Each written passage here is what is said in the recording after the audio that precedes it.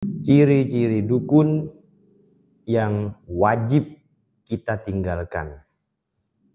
Tidak boleh mendatanginya meskipun dia berpenampilan atau berkesing seperti kiai, ustadz, wali, atau habab, atau tokoh-tokoh orang alim. Apa aja ciri-cirinya? Yuk kita akan bahas ya. Bismillahirrahmanirrahim. Alhamdulillah, salatu wassalamu ala rasulillah wa ala alihi wa sahbihi ajma'in.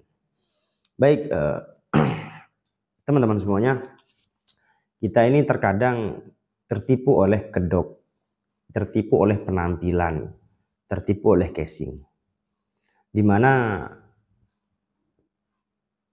tampilan orang-orang yang seperti tokoh agama ini ternyata di balik itu dia seorang dukun, ya. Maka dari itu di video ini kita akan sampaikan ciri-cirinya sehingga kita tidak terjebak, atau minimal kita bisa membedakan, oh ternyata orang ini adalah dukun gitu.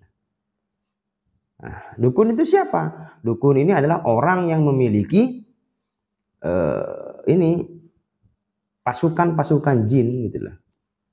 Ya, seperti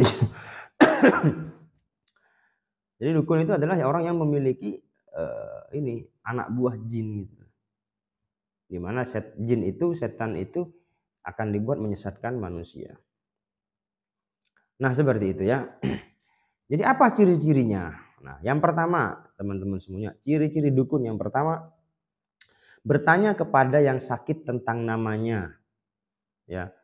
Nama ibunya. Ini yang terutama ya. Atau semacamnya.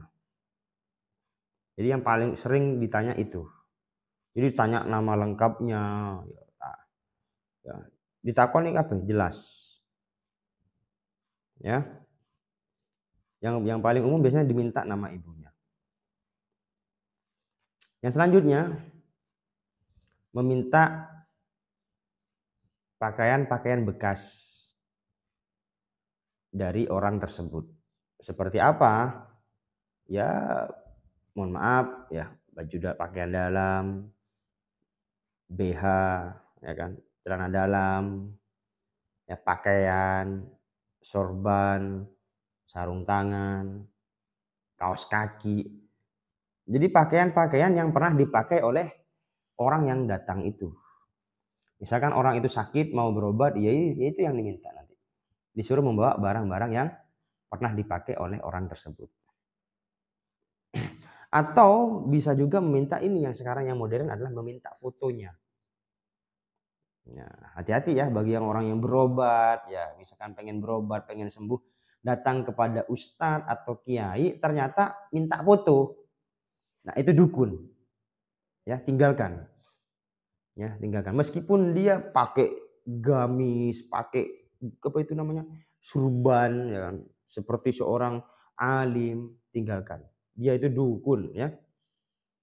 Yang selanjutnya, ya ciri-ciri dukun itu adalah minta hewan. Ya, minta hewan sembelihan. Jadi dan yang nyembelih itu adalah dukun itu sendiri dan tidak menyebut nama Allah di situ.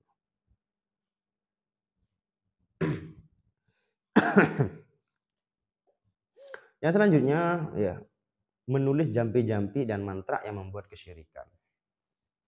Jadi diberikan ya, tulisan-tulisan jampinya atau mantranya. Ya.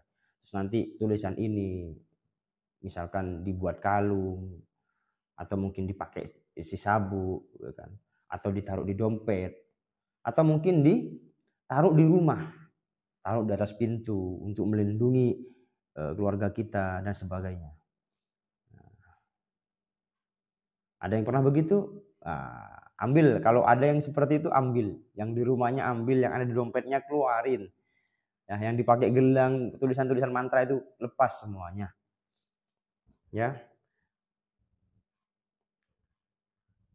Yang selanjutnya ciri-ciri dukun yang kelima adalah membaca mantra atau jampi-jampi yang tidak jelas. Jadi biasanya ketika dukun itu mengobati teman-teman semuanya, dia itu komat kamit,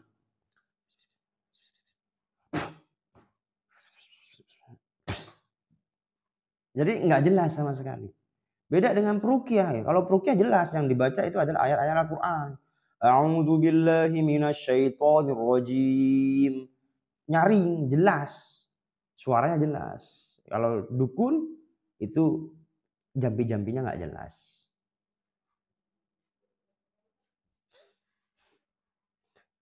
Selanjutnya memberikan kepada si sakit kain, kertas, atau semacamnya yang bergariskan kotak di dalamnya terdapat pola huruf dan nomor-nomor. Jadi ada garis ya.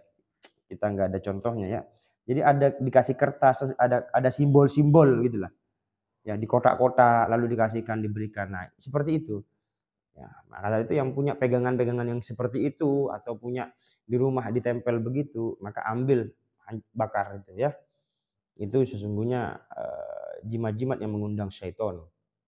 Yang ketujuh, memerintahkan si sakit untuk menjauh dari manusia beberapa saat tertentu di sebuah tempat yang gelap dan tidak dimasuki sinar matahari. Nah, hati-hati ya ketika kita itu disuruh menyendiri. Ya, oh ini gangguannya berat, jadi harus tidak boleh interaksi sama manusia. Nah seperti itu. Dengan istilah lah, ya istilah bahasa-bahasa yang aneh sesungguhnya kalau kita mau pakai akal tuh aneh. Tapi ya karena orang yang datang ke dukun itu orang-orang yang bodoh, orang-orang yang tidak tahu ilmu, ya kan? Maka ya dia manut-manut aja. Selanjutnya meminta si sakit untuk tidak menyentuh air sebatas waktu tertentu, biasanya selama 40 hari. Bayangin, nggak boleh nyentuh air ya dalam batas waktu tertentu, ya kan? Bagaimana kita sholat nanti? Nah, disinilah kekufuran di situ ya. Hati-hati. Yang selanjutnya memberikan kepada si sakit sesuatu untuk ditanam dalam tanah, digantung atau ditempelkan. Apa itu? Jimat-jimat. Ya, barang-barang jimat yang ditanam di dalam rumahnya, ya kan? Ditanam di depan rumahnya, digantungkan di pintu, ditaruh di plafon, ya, dan semacamnya di situ. Jadi, ya itu aslinya sesungguhnya adalah jimat di situ. Ya, dimana jimat itu bukan kosongan, jimat itu berkhodam gitu. Sehingga nanti ada setan yang akan tinggal di jimat itu. Kalau jimatnya taruh di rumah ya berarti akan tinggal di rumahnya, begitu kira-kira. Memberikan kepada si sakit sesuatu untuk dibakar dan mengasapi dirinya dengannya. Dikasih menyan, dikasih dupa, lalu dibakarin itu kan berasap tuh ya. Lalu nanti asapnya itu dikenain kepada badannya si sakit. Nah, seperti itu. Selanjutnya, terkadang mengabarkan kepada si sakit tentang namanya, asal daerahnya, dan problem yang menyebabkan dia datang padahal belum diberitahu oleh sakit. Jadi maksudnya dukun itu sakti teman-teman semua. Ya. Ketika kita datang kepada dukun, ya, kita belum cerita, belum ngomong apa-apa, itu dukunnya sudah nebak. Gitu loh.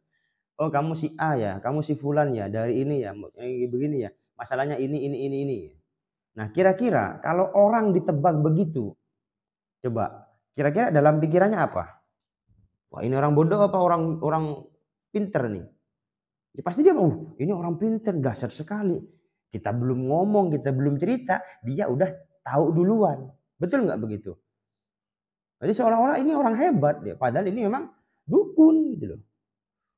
Yang memang dia punya pasukan, dia punya khodam, di mana khodamnya itu, ya khodam dari dukun ini datang kepada korinnya manusia ini. Lalulah berinteraksi. Jadi jin sama jinnya berinteraksi, kan tidak kelihatan itu. Lalu jinnya si dukun ini balik kepada dukun dan bilang, habis ini dalam perjalanan akan ada orang yang datang namanya si A begini. Ya udah begitu. Ya, dukunnya dapat informasi dari khodamnya. Lalu ketika tamu itu datang langsung ketemu, langsung ditebak sama dukunnya tersebut. Wow. Jadi seolah-olah sakti, padahal itu adalah permainan setan. Nah, ya. Jadi kalau ada orang yang nebak-nebak begitu, ya, ternyata benar juga ya, itu dukun. Ya, seperti itu. Selanjutnya, menuliskan untuk si sakit huruf-huruf yang terputus-putus. Ya, baik di kertas atau mangkok putih, lalu menurut sakit untuk meleburnya dengan air lantas minumnya. Misalkan nih, ada dia nulis bismillah. Jadi dia nulis bismi, ya, itu dipisah. Ya, diputus, ya dikasih kode-kode, ya, angka atau apa, nanti lanjut ya. Allahnya ya spasi lagi, ya dikasih kode-kode, kotak-kotak dan sebagainya. Lalu nanti rohma apa ar-Rahman lalu ar-Rahim. Tadi seperti itu. Tadi huruf-huruf Al-Qur'an itu diputus-putus dan dikasih kode-kode. Nah, begitu kira-kira. Ya. Yang selanjutnya ya yang ke-13, terkadang menampakkan suatu penghinaan kepada agama.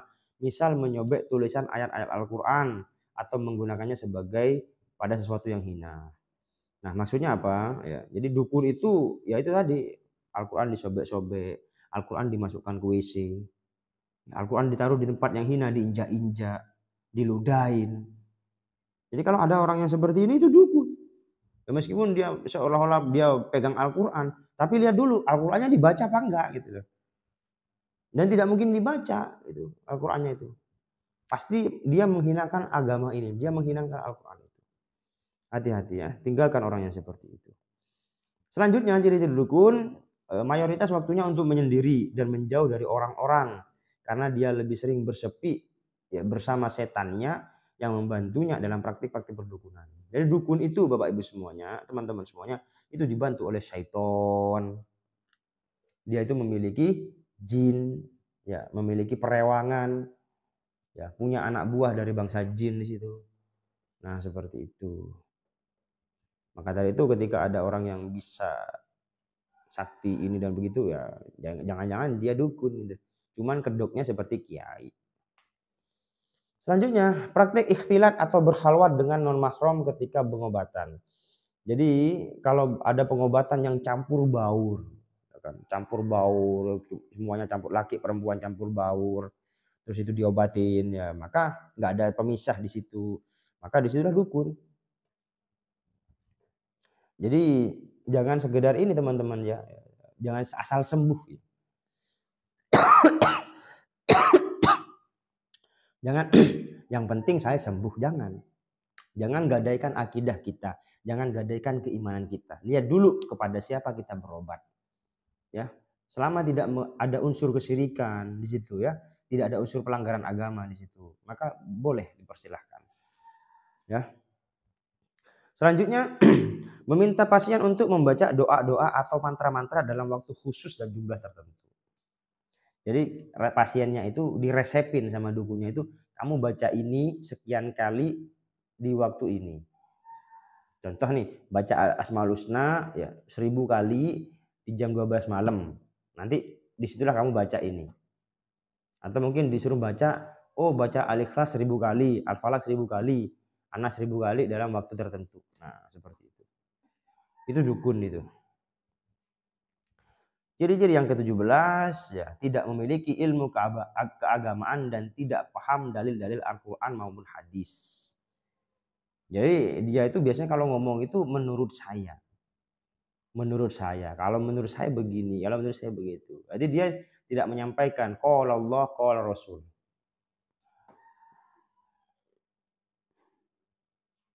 Maka dari itu kita harus jeli ya kan. Jangan tertipu oleh kedoknya saja. Selanjutnya, ciri-ciri dukun melakukan pengobatan dengan gerakan-gerakan yang aneh dan juga memegang tubuh pasien yang bukan mahramnya. Jadi kalau kita berobat ya, misalkan pengobatnya itu laki, ya ustadznya itu laki, tidak boleh ustadz itu pegang pasien perempuan, tidak boleh. Ya, kalau pengobatannya seperti itu ya, ustadznya pegang perempuan, ya pegang-pegang kakinya, pegang perutnya, padahal dia laki, beda jenis, bukan mahramnya. Maka praktek itu berarti bukan praktek yang syar'i, tapi praktek yang dilarang. Ya, praktek dukun itu namanya. Kalau ada pengobatan-pengobatan seperti itu. Jadi jangan asal sembuh, ya, jangan asal sembuh. Seperti itu ya. Biasanya melakukan pengobatan menyentuh bagian titik ini, disentuh perutnya, disentuh dadanya. Perempuan lawan jenis ya, disentuh kakinya. disentuh punggungnya dan sebagainya, diurut ini itu dan sebagainya. Tinggalkan ya, jangan seperti itu. Dan selanjutnya memberikan data-data pasiennya sebelum pasiennya bercerita. Tadi ya, seperti yang saya sebutkan tadi, itu ada sakti ya. Jadi dia sudah mengetahui dulu sebelum pasiennya itu ngomong. Itu ya 19 ciri-ciri dukun ya. Kalau memang ada yang seperti itu, ya kan, meskipun casingnya kiai, casingnya ustadz, casingnya habib, maka tinggalkan ya. Jangan terjebak, jangan asal sembuh, dan apa ya, jaga kehormatan kita sebagai muslim yang sejati. Ya begitu ya kira-kira ya. Barakallahu fiik, semoga bermanfaat. Assalamualaikum warahmatullahi wabarakatuh.